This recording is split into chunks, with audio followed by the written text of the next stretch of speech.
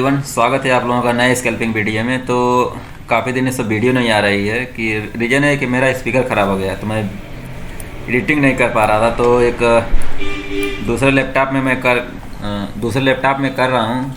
हालांकि इसमें voice clear नहीं आती है, लेकिन मैंने कहा चलिए, आप लोग बोलेंगे काफ़ी दिन से वीडियो नहीं आ रही है, तो 4-5 दिन हो गया है। तो बनने को दिया, हो सकता है कि आज मिल जाए, उसके बाद फिर अच्छे से वीडियो रिकॉर्डिंग करके अपलोड करेंगे। तो आज मैंने बैंक निफ्टी में सबसे पहला ट्रेड लिया था। अगर देखेंगे बैंक निफ्टी में ट्रेड लिया था तो उसमें ज़्यादा प्रॉफिट तो नहीं हुआ, 550 का आसपास प्रॉफिट हुआ था। लॉजिक यही था कि मार्केट काफ़ी ज़्यादा वोलेटाइल है। वोलेटाइल रहने का रीज़न ये है कि आज अगर देखेंगे तो इंडिया विक्स काफ़ी ज़्यादा है। अगर इंडिया विक्स को ध्यान से देखेंगे तो इंडिया विक्स 5-7% सुबह में ही बढ़ा हुआ था। तो मेरे मन में यही था कि आज मार्केट बहुत ज़्यादा वोलेटाइल रहने वाला है। तो अगर ध्यान से देखेंगे, ये है इंडिया विक्स, देखेंगे आज तो लगभग 5-5.5% बढ़ा हुआ है। तो जब इंडिया विक्स जब बढ़ा रहता है तो मार्केट वोलेटाइल रहता है, ये ध्यान दीजिएगा आप लोग। बात करेंगे पहला ट्रेड की। तो मैंने पहला ट्रेड लिया था, ये जो आप देख रहे हैं, ये वाला जोन यहाँ पे लिया था। थोड़ा सा इसको मोटा मैं कर दूँ, अगर इसको मैं मोटा करता हूँ, एक मिनट। यहाँ पे अगर ध्यान से यहाँ पे देखेंगे तो ये मैंने हॉरिजॉन्टल ड्रा किया, यानी कि बहुत बड़ा सपोर्ट मैंने ड्रा किया था। और देखेंगे तो उसी सपोर्ट के, जो मैंने सपोर्ट ड्रा किया था, उसी सपोर्ट के आसपास मार्केट कहीं न कहीं रुक गया था। तो फिर मैंने ये जो ग्रीन कैंडल बनी थी 9:30 के आसपास बन गई थी। फिर उसके बाद जब 9:35 मैंने जब रेड कैंडल बनने लगी, उसी समय मैंने एंट्री बनाया था। और फिर उसी स्पाइक में, अगर देखा जाए तो उसी स्पाइक में मैं निकल गया। अगर ध्यान से देखेंगे तो यहाँ से लगभग बैंक निफ्टी का 200, लगभग 150 के आसपास बैंक निफ्टी में मोमेंटम मिला मुझे। फिर मैं उसी स्पाइक में निकल गया। फिर मैं वेट करने लगा कोई अच्छा ट्रेड का। हालांकि काफ़ी ज़्यादा वोलेटाइल था मार्केट, तो लेने में भी काफ़ी डर लग रहा था, क्योंकि बहुत इस प्रीमियम में तुरंत ही 20-25-30 पॉइंट का अप डाउन हो रहा था। तो काफ़ी सोच समझ के एंट्री करना पड़ रहा था। फिर दूसरा ट्रेड मैंने लिया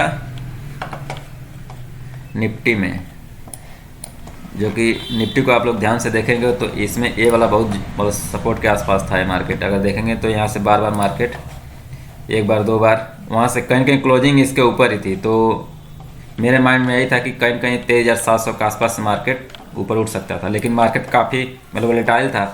तो फिर एक मेरा सेटअप है फिबोनाची का FR44। अगर ध्यान से आप लोग देखेंगे तो उसमें यही है कि ऊपर से नीचे मैंने फिबोनाची ड्रा किया। ये तो डिफ़ॉल्टर वाला है, इसको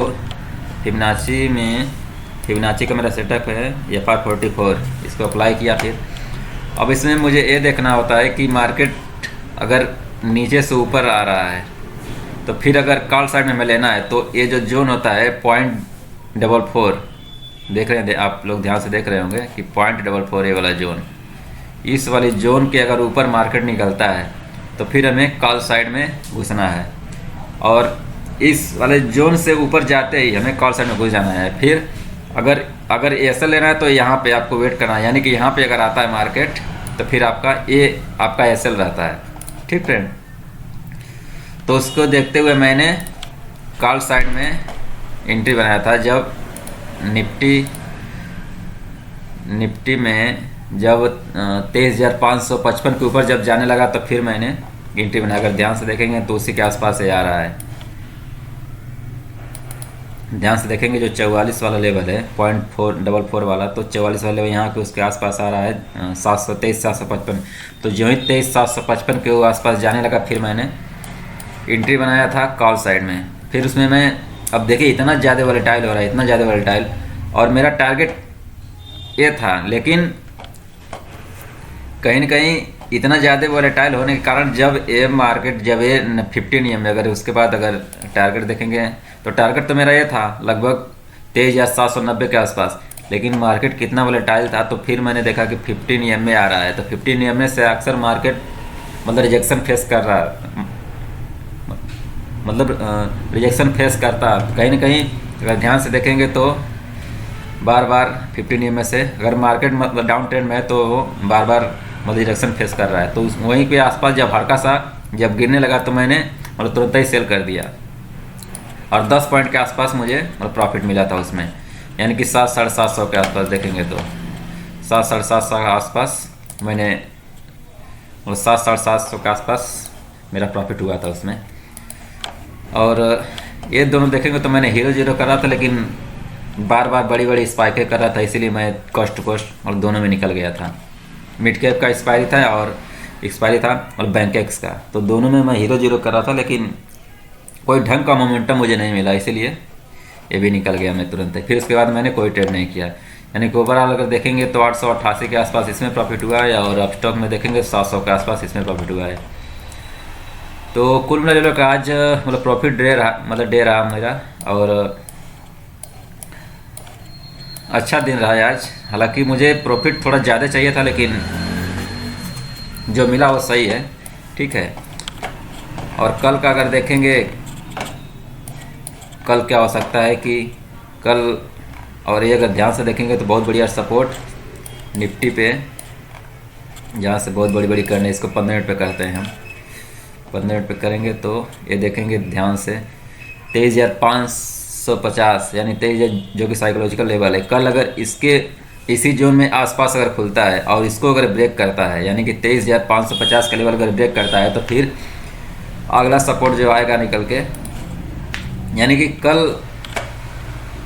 कल का मार्केट यही कर रहा है, अगर इसी जोन में अगर खुलता है, ठीक है, अगर यहाँ पे खुलेगा तब तो मार्केट कहीं न कहीं मतलब वॉलेटाइल रहेगा, लेकिन इस जोन में अगर खुलता है अगर इसको ब्रेक करेगा तो कहीं ना कहीं इसका जो टारगेट रहेगा यहाँ से लगभग 23,350 के आसपास जा सकता है कल, लेकिन इसी जोन में खुलना चाहिए मार्केट को, ठीक है।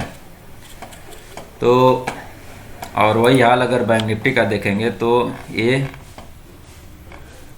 भी अपने बहुत बड़े सपोर्ट से पहले ही कहीं ना कहीं अगर हल्का सा अगर गैप अप खुला और उसको 10-15 मिनट होल्ड कर दिया मार्केट निफ्टी या फिर बैंक निफ्टी, तो कहीं ना कहीं मार्केट ऊपर जाने का प्रयास करेगा, क्योंकि बहुत बड़े ऑपरेटर यहाँ पे बैठे हुए हैं। वो सब नहीं चाहेंगे कि मार्केट उनका एसल करने के लिए नीचे जाए, ठीक फ्रेंड। लॉजिक आपको बता दिया। और एक दिन का कैंडल अगर देखेंगे निफ्टी और बैंक निफ्टी का, ध्यान से देखेंगे तो काफ़ी ज़्यादा वोलेटाइल है, काफ़ी ज़्यादा बड़ी कैंडल बनी है। और ध्यान से देखेंगे तो EMA से M9 EMA से कहीं ना कहीं रिजेक्शन फेस करके एकदम स्ट्रॉन्ग बेरिश कैंडल बनी है। बस यही है कि अगर इसके नीचे गया, जो कि मैंने आपको थोड़ी देर पहले बताया कि 23,550 के नीचे गया, तो फिर अगला जो सपोर्ट इसको मिलेगा वो मिलेगा 23,250 के आसपास, क्योंकि कहीं ना कहीं 3-4 दिन से मार्केट इसी जोन में मतलब रुका हुआ है। तो इसको ब्रेक करते ही बहुत बड़ी जो कैंडल आप दिख रहे हैं ना, इसी तरह कैंडलें मतलब बनेगी, ठीक है। तो अच्छा हमको मतलब अच्छा टारगेट मिलेगा और अच्छा मोमेंटम मिलेगा। और रही बात बैंक निफ्टी की, तो उसका भी वही हाल है कि 3-4 दिन से मार्केट साइडवेज था, और कहीं ना कहीं EMA से देखेंगे तो काफ़ी बड़ा रिजेक्शन फेस कर रहा है। तो जो ही ये 50,000 यानी कि आज का लो अगर कल ब्रेक करता है, यानी कि 50,755 के आसपास से अगर मतलब 50,750 का लेवल जो ही ब्रेक किया, फिर अगला जो सपोर्ट इसको मिलेगा मेरे हिसाब से मिलेगा, यानी कि बहुत बड़ी कैंडल मिलेगी कल निफ्टी और बैंक निफ्टी दोनों में। तो कल का ट्रेड काफ़ी जानदार होने वाला है, तो चैनल से जुड़े रहें और कल देखते हैं और अच्छा प्रॉफिट बनाएंगे कल, ठीक फ्रेंड्स। अब डेली वीडियो आती रहेगी, अगर नहीं आएगी तो फिर मतलब कृपया करके माफ़ करिएगा। और ओवरऑल प्रॉफिट 700 स्टॉक में और लगभग 800 के ऊपर हमारा धन में प्रॉफिट हुआ है। तो ओवरऑल देखेंगे तो 7 दोनों चले, यानी कि 1500 के आसपास हमारा प्रॉफिट हुआ है। आई होप वीडियो आपको पसंद आया होगा। अगर पसंद आया तो प्लीज़ वीडियो को लाइक करें और चैनल को सब्सक्राइब करें।